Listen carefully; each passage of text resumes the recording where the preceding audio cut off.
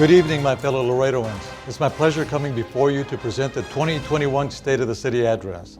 Given the current COVID-19 pandemic, I'm addressing you virtually so as to maintain a safe distance and not place any lives in danger from contracting COVID-19.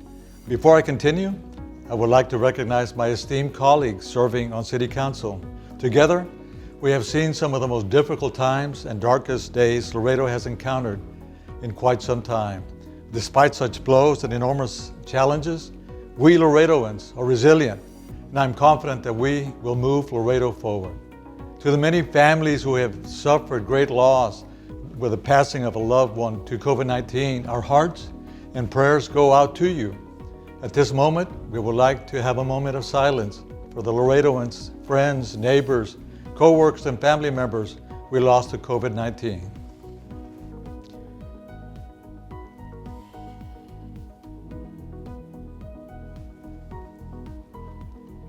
On top of the threat that COVID-19 has posed on our health, the pandemic has also created a major disruption in our social culture. Not being able to greet one another with an abrazo or a beso is contrary to who we are as Laredoans. It truly is a different world we're living in from just 1 year ago today. However, we are finding innovative ways to adapt to our new lives, and not just necessarily to get by, but to thrive. To management, directors, staff, and other city employees, I am deeply grateful of your steadfast service and dedication to our residents, while many of our residents were and still continue to be at home. You have carried on with your duties, making sure those at home have water and sewage services, waste pickup, public transportation to and from essential locations, remain safe and protected at home and at work or elsewhere, and so much more. You continue to give our residents reassurance and the peace of mind they need during these uncertain times. For this, I am proud to be your mayor, and together we will continue to see this through and to further improve as we go. The pandemic has had a strong impact to our economy. City General Fund revenue dropped in 2020 by over $8.3 million, particularly with sales tax, bridge revenues, court fines, and hotel motel, to name just a few areas.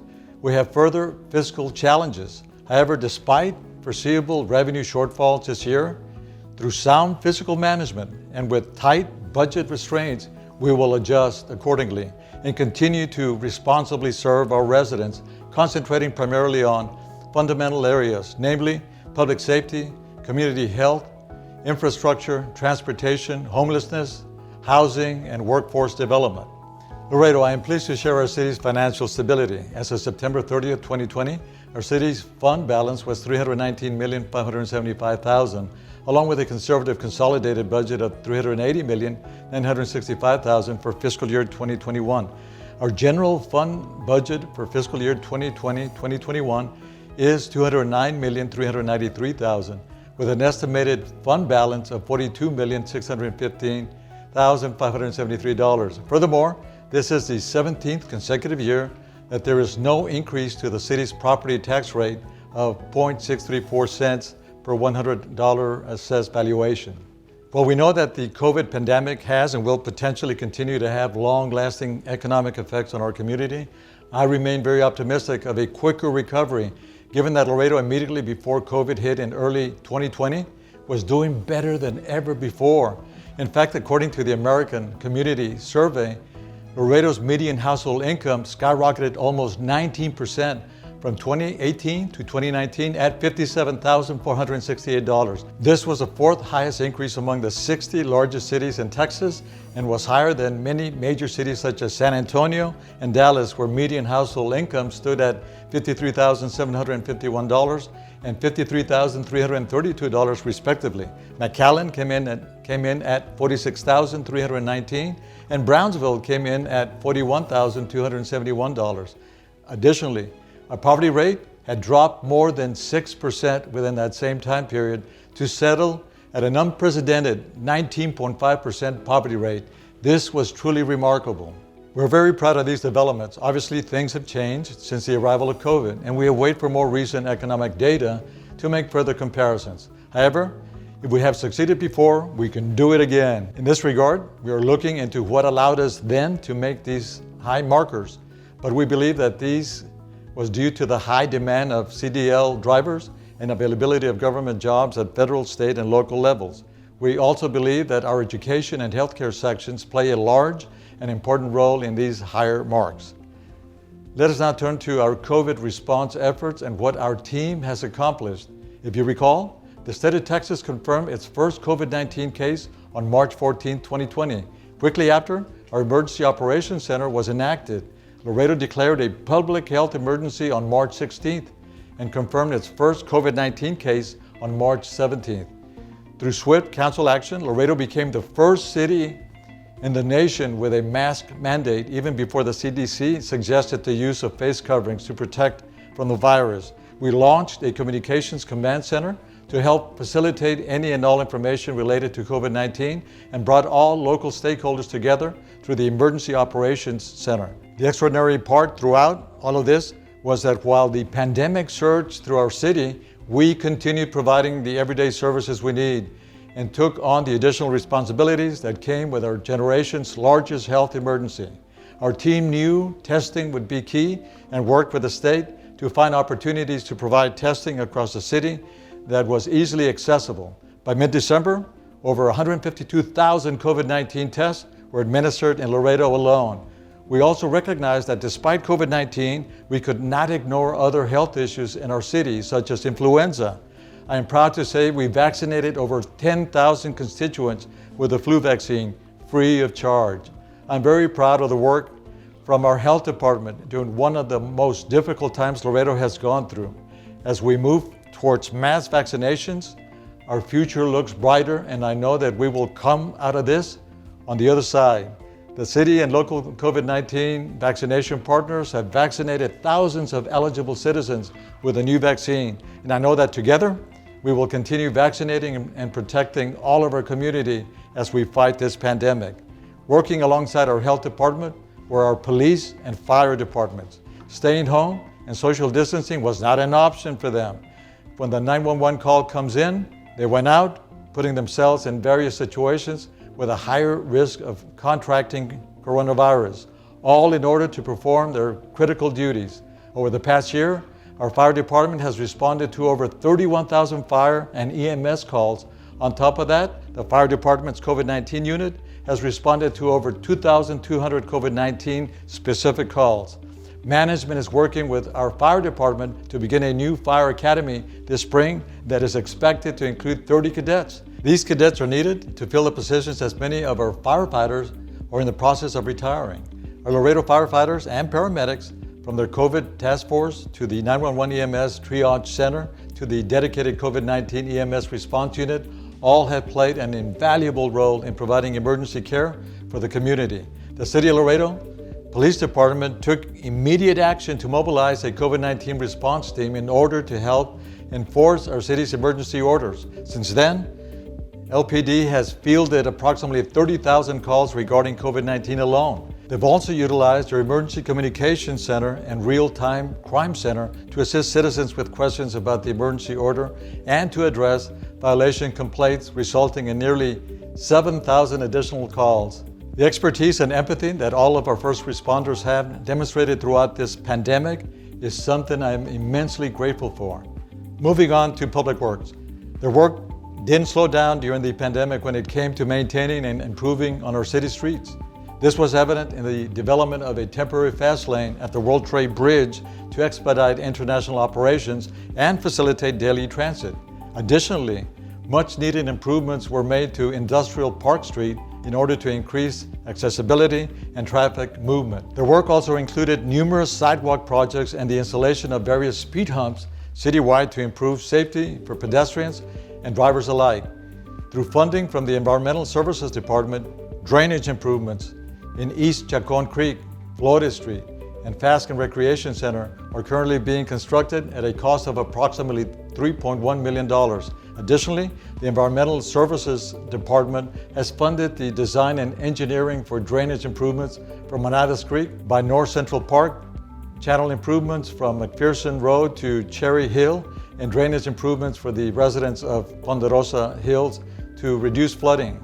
These projects are expected to go out for construction bids in 2021. Moreover, Public Works is also responsible for important upgrades to our stormwater infrastructure to ensure proper drainage and prompt runoff to creeks during heavy rains. Currently, Public Works is completing the Plantation East drainage improvement to provide flooding relief for residents near Backwoods and Shiloh. They also made multiple improvements to City of Laredo buildings such as the Planning Department, City Hall, and the City Cemetery as well. With more people at home during our city's state of emergency, there's been an inevitable increase in the production of trash and recyclables. Our City of Laredo Solid Waste Department has risen to that challenge by working uninterrupted to meet the increased demand.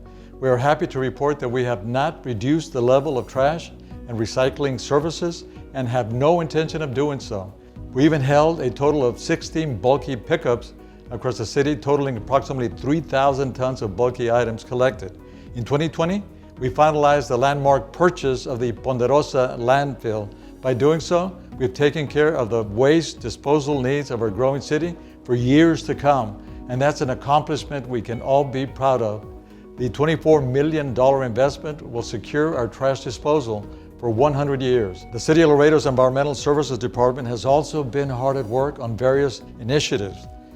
Several bond projects for drainage improvements were completed in areas across Laredo, including Flores Avenue in downtown, Manadas Creek, Father Magnabo Park, Ponderosa, and Plantation East, all to accommodate the needs of our rapidly expanding population. Most importantly, after 17 years of planning, we have been awarded federal funding that will allow us to restore Chacon Creek, which is a tremendous natural resource for Laredo with economic, recreational, and educational potential. Unfortunately, a history of neglect and illegal dumping of materials and debris have masked its potential. However, through the vision of our city leaders, things will soon change, and our precious natural resource will become a gem in the heart of the city. Over the course of a few years of development, Laredoans will soon see recreational facilities such as hike and bike trail benches throughout the entire park and areas that include babbling creeks that will accentuate the green spaces while preserving the creek's natural character, minimizing impact on wildlife and wetlands. All this while making sure the creek no longer poses flood threats to its neighboring homes and working to eliminate illegal dumping. The outcome will provide much quality of life for residents living in the eastern part of the city. It's a project that promises beautification of its natural resource and comes with the added economic bonuses. Again, given the isolation requirements of the pandemic, Laredo families needed new avenues for entertainment and relaxation, and our Parks and Recreation Department and Public Library System rose to the occasion, with most of our 86 parks across the city receiving upgrades and beautification. We were able to provide Laredoans with a safe alternative to staying stuck indoors all day. Including 4 new parks and 3 new trail paths, we implemented a bike lending program at 5 major parks that has been utilized over 6,600 times. In 2020, we finalized a joint use agreement with United Day School to provide tennis courts to the community and its surrounding area. We're also especially thankful to all the librarians and staff who helped the community in need. Our libraries and staff adapted with expanded digital resources, an expansive online library, and free Wi-Fi hotspots in the parking lots. Over 500 virtual programs were offered since the start of the pandemic, and over 32,000 people took advantage of these programs.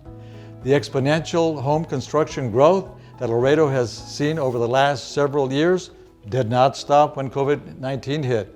On the contrary, we saw a whopping $385 million in new construction in the first 9 months of 2020.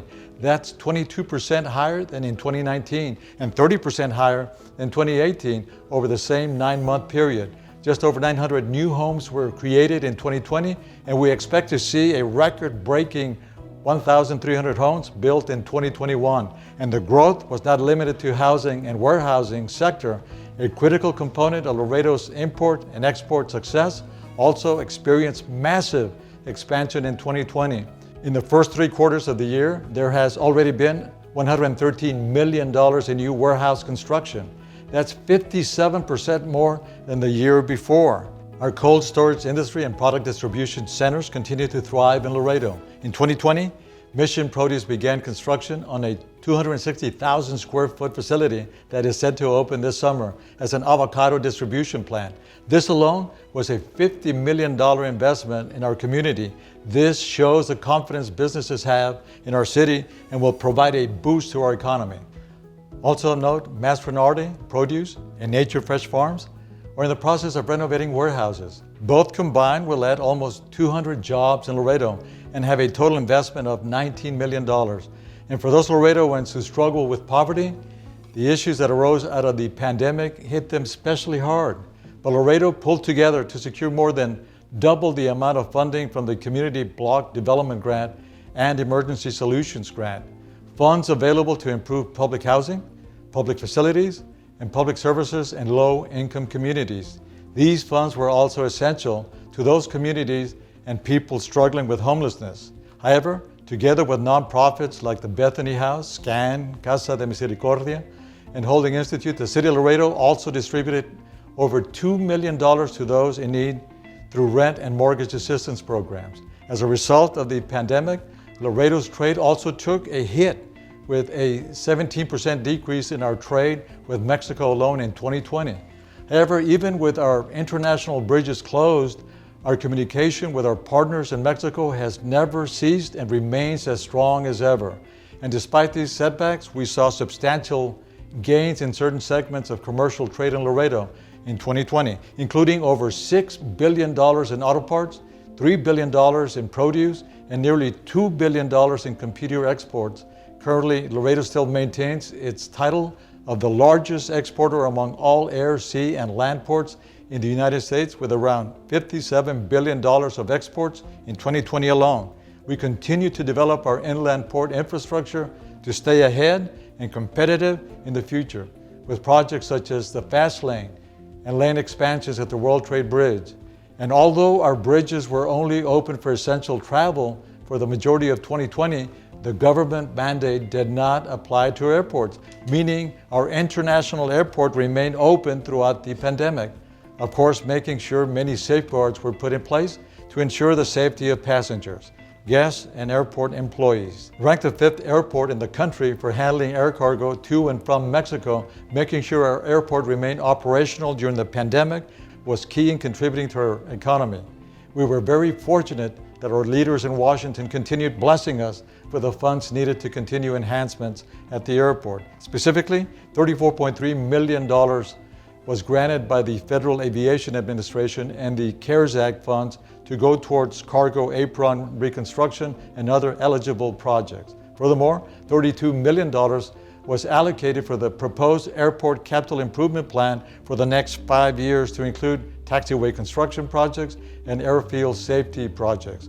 Also of note, the federal government has allocated $27.4 million for the building of a new air and marine federal facility at the Laredo International Airport. Air and Marine's mission in Laredo is to be the eyes in the sky for border agents on the ground. Air and Marine has been in Laredo for over 2 decades and have outgrown their current space. The new facility being designed will include a 157,700 square feet of new operating space. This includes multiple hangars, administration building, ramp space, and maintenance facilities. The new maintenance facility will also allow for large-scale repairs on aircraft here in Laredo, rather than transferring these aircraft to other airports for maintenance requirements. The federal government has selected an architecture and engineering firm and are currently designing the facility on the northwest corner of the airport, with construction planned for 2022. But the most exciting news for our international business community and even travelers wishing to visit Mexico and beyond was the addition of Aeromar, a Mexican airline with a direct flight to Mexico City from Laredo and vice versa. Since its inaugural flight on October the 5th, 2020, we have seen sold-out flights week after week, as the traveling community has embraced a round-trip flight, and we couldn't be happier with this. We must also look at the many other successes we had over the year. Our airport director, Jeff Miller, was named to Airport Business Magazine's 40 Under 40. We earned the Government Finance Officers Association Distinguished Budget Presentation Award for the 28th year in a row. The city received a positive bond rating of AA3 rating from Moody's Investor Service on the city's water and sewer system. And Standard & Poor's also reaffirmed the city's positive bond ratings. Building and Planning, along with our Convention and Visitors Bureau, relocated to new modernized buildings with increased customer experience in mind. Our building department accomplished virtual services via new software that had been in the works overall. We now have more virtual and online services than ever before that allow for better customer service. Now, please join me as we take a trip around town to visit with our 8 city council members about the wins, the accomplishments in their districts this past year, and what we can look forward to in 2021.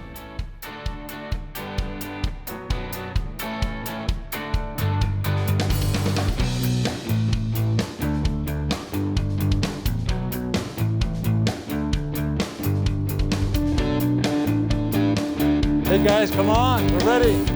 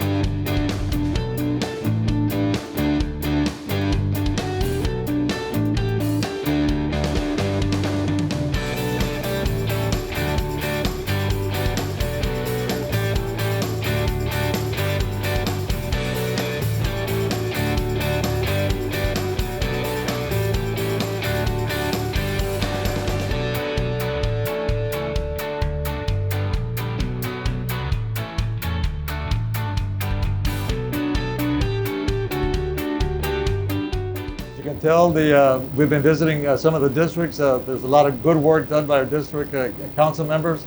We're heading now to District 3.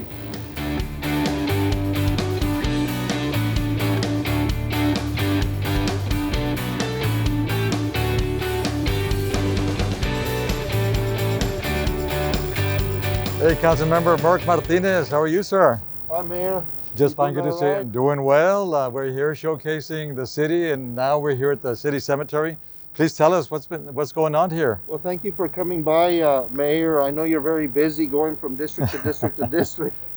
This is actually District 4, and I am the representative for District 3. But one of the things that we're doing here in the city of Laredo is we're advocating for the city of Laredo. And the city cemetery is just part of everybody. Absolutely. And because it's part of everybody, this is hallowed grounds. And one of the things that we had within this cemetery was that our veterans were not aligned right, and they weren't ready to salute the public as they go by. And so what we've been doing in council is to align all of our veterans.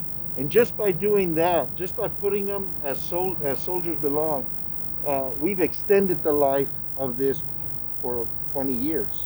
So that's we incredible. Can receive more veterans. There for a while there was a necessity for more spaces, but apparently now we've located some spaces. So there's the life of this cemetery has now grown to 20 years, is it? 20 more years.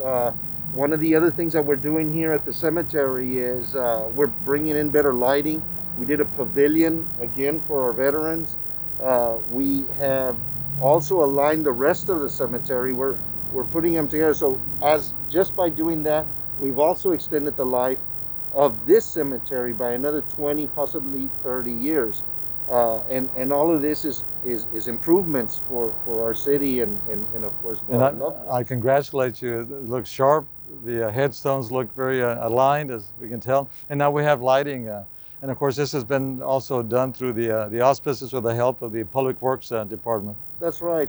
We have one of our directors, John Orfila, who is an advocate, of course, for making things better here in the cemetery. We all have our loved ones that are buried here, and they deserve the respect from us and from the public, and we're here to respect them. Thank you so much for allowing us some time here and you explaining basically the improvements that have been done here at the City Cemetery. So we'll see you soon at City Council, and we'll see what time brings. Mayor, I want to thank you personally for all the support that you give us, and certainly give us in council, and for being ever present. It's always a pleasure to have you around. We'll see you soon. Yes, sir. Thank you.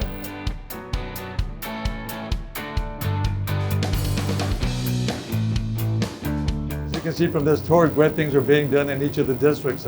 So we finished with District 3, so we're moving to District 4. Please join us.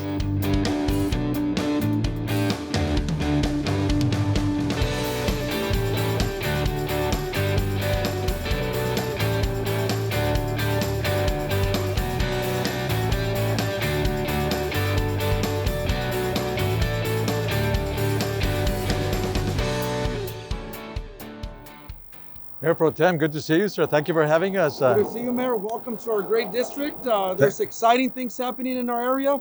Come on over. Let's go see you. Mayor, we're very excited to bring these fine arts and cultural projects to our community, to the landlocked district that has nowhere to grow, but gives us the opportunity to reinvest in our community. It not only allows us to reinvest with different tools, but also through applying economic development tools such as our neighborhood empowerment zone. So we're very excited to bring these projects to feature our local artist, in this case, Sandra Gonzalez, who was raised here in the district. And this mural shows the different species of plants that we see in the Rio Grande, in our great city. But above all, it also features that family unit, that family concept, where we have constituents in the center focal point of this mural. And we're just excited and happy to be able to provide these opportunities not only to our local talent artists, but also to our constituents for them to enjoy of. Mayor Pro Tem, thank you so much for your time and the explanation that you gave us on the mural. I appreciate all the work that you're doing for the city, more so here in District 4. You're doing a great job, sir. Thank you for joining us, Mayor, and we appreciate your leadership, and together we'll continue moving forward. Thank you so much, sir. Thank you. Take care. Take care. Continuing with our tour, we just visited District 4.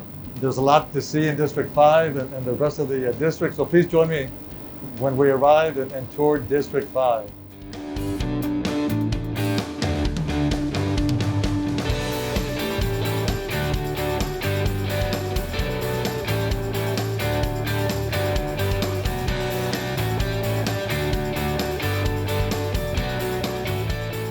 Councilmember Gutierrez, how are you? Good morning, Mayor. How are you Good doing? to see you. Just fine. Good to see you as well. We are to here see at you. El Progreso Park, Yes, otherwise sir. known as Jovita Edad Park as well. Jovita Also Park. previously known as the Bartlett Park, correct? Yes, sir. Correct. Thank correct. you. Yes, Please sir. tell us what's going on. Welcome to the park here. As you can see, the amphitheater was built last year, and we're still continuing the progress with that.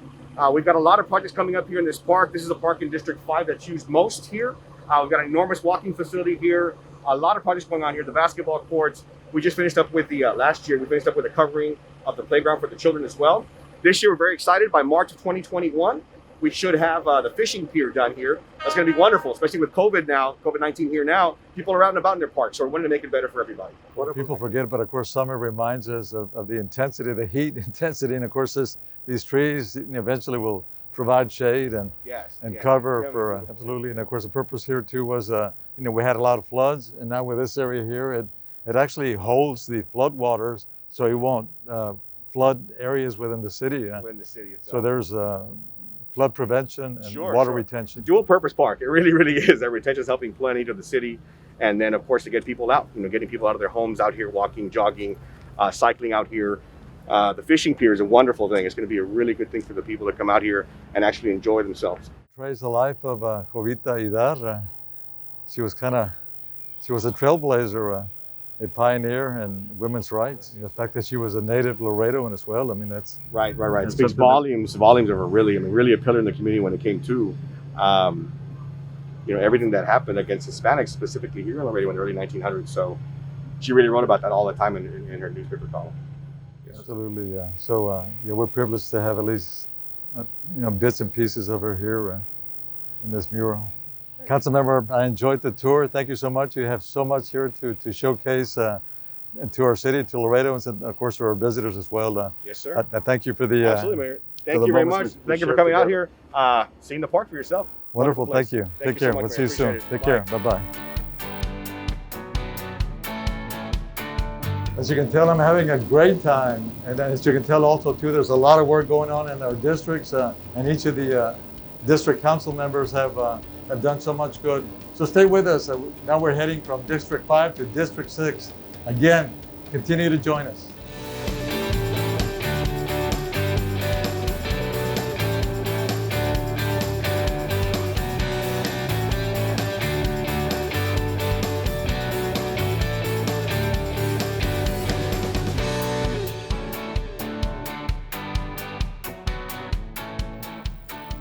Council member, how are you? Hi, Mayor. How are Good to see you. Dr. Marta Martinez. Sir, Oops. There you go. Good to see you as well. Nice to see you. Thank you. Welcome to Divine Mercy Park. Well, thank you so much for the invitation as well. Yeah, I see a lot of good things here happening. So please explain to us what's going on here. Well, this is a wonderful collaboration between the private sector and the public sector. And this is what happens when people actually care about their city and give back. So I'm going to show you a little bit about what we've been able to accomplish here. Absolutely. So when we first got here, Mayor, this park didn't have anything but this playground here. And over the course of about a year and a half, we've been really able to make incredible improvements to the park. The way we've done that is we actually asked the private sector if they would be willing to help us with that. And by the gracious donation of Beto Gutierrez, we were able to acquire this great pavilion with a basketball court. This is the first sports court in all of Laredo, right? And so if you look at it, it's really indestructible. It's very easy to maintain and clean. And more importantly, it's very safe because the kids, a lot of times with dust, they slip. But there's no slipping on this. So we've worked very hard through the Parks Department. We've worked through the private sector, and we've been able to establish this wonderful area. Laredo continues to grow and prosper, sir, and this is evidence of that. Dr. Martinez, it was an excellent tour of your park. I appreciate all the good work that you've done. And I encourage you to keep on moving and doing good things for the city as well. Thank you for coming by, Mayor. It was a pleasure to have you here in Divine Mercy Park. This is wonderful that you came over here. As you can see, it's a great effort, but thanks to your leadership and your help in all of this, we continue to make great projects happen throughout Laredo. And you're a great example of what a mayor should be. And thank you for everything that you do, Mayor. And I'm very proud of your accomplishments as well. Take care. We'll see you at City Council. Take care. Yes, sir. Bye-bye. This tour bus is going. As you can tell now, we left at District 6. We're heading to District 7. There's more things to see. So please continue with us. We're having a great time.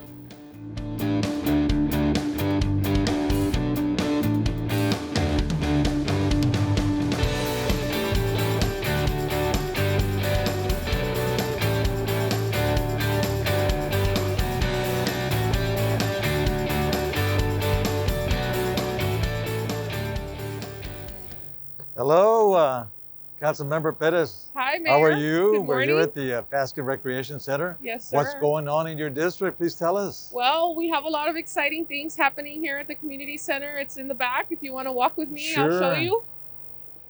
This is a beautiful place. We can highlight the center and all the ongoing activity that you have here. My So- understanding is that the project will be completed in May of this year. Yes, sir. Councilmember Alkilt put this into motion through years of planning, and it's all started with outreach from one of our younger constituents. She had wanted a tree house, and so there will be a tree house here with the Rolling Creek feature. We've got some outdoor tables, some shade coming, and we've got an outdoor grill, and I believe there's even an outdoor bonfire pit somewhere over Wonderful. there. My understanding is it's approximately $800,000 worth of investment here. at this feature here that's going to be completed sometime in May. Yes, sir. We invested a lot into it, but we hope that the treehouse is for adults and children, so we encourage adults to come and also participate with their families and spend more time outdoors is what we want to do here in District 7. Wonderful. So I'm pleased to be here, and we need to continue on to other districts, and I appreciate your time and efforts here. Thank you for coming, and hopefully in May you can come back and see it when it's done. Wonderful. Thank you so much. Thank you. Bye. As you can tell, we're seeing a lot of good things being done in our district. So we just left District 7 and we're heading to District 8. So again, please join us. There's more to see.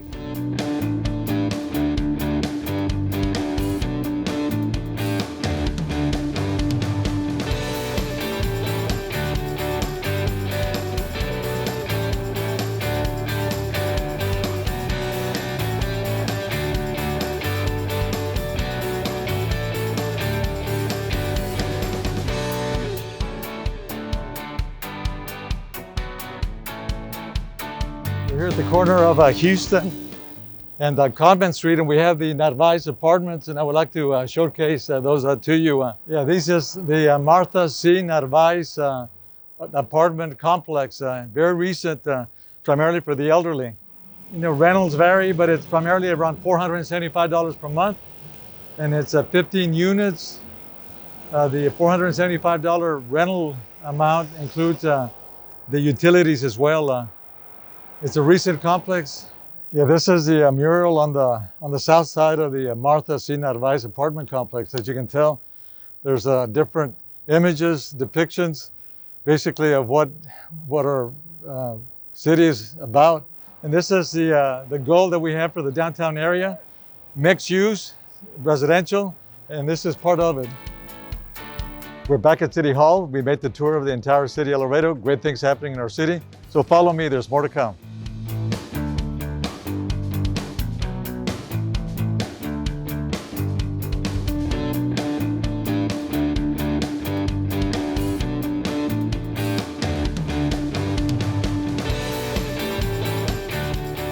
This year was different, but we made it through. None of it would have been possible without the work of our 2,700 City of Laredo employees. Each and every one embraced the change that took place last year and helped us come out of it strong. Thank you, City employees, for stepping up to the plate and leading us through this year and into a brighter future for our great city.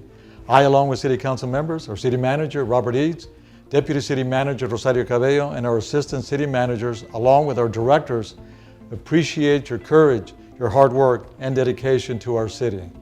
Many thanks to our Congressman, Henry Cuellar, our Senators, John Cornyn and Ted Cruz, our State Senator, Judith Safrini, and our State Representatives, Richard Peña Raymond and Tracy King, for their willingness to help our community. Also thanks to my friend Enrique Rivas Cuellar, Presidente Municipal de Nuevo Laredo, Tamaulipas, for his great spirit of collaboration and vision for the development of Los Dos Laredos, as well as for the members of his council. Also thanks to the authorities of the government of Mexico, who have opened their doors to us and taken care of us in efforts for the benefit of our Laredo. Thanks to the U.S. Consul Diana Kim, Consul of the United States in Nuevo Laredo, and to the Ambassador Juan Carlos Mendoza, Consul of Mexico in Laredo, Texas. Finally, to our residents, to our families and friends, please help us beat this pandemic by each of us continuing to act responsibly, doing our part in following the preventative guidelines and getting vaccinated. Once we beat this pandemic, the local economy will rise again to new unprecedented heights. You have been courageous and resilient in every facet of our struggle. No, it hasn't come without pain or sacrifice, but Laredo has remained strong. This is our inherent nature. This is who we are. We are Laredoans, Laredenses, a people of faith, hope, innovation, and action.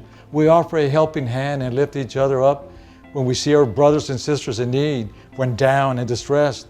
I am filled with authentic hope that together, as a family, a community, with God's grace, we can and will overcome time and time again the toughest obstacles that come our way. And together, as Laredenses, we'll pave the way for a brighter future for all Laredoans in the coming year and beyond.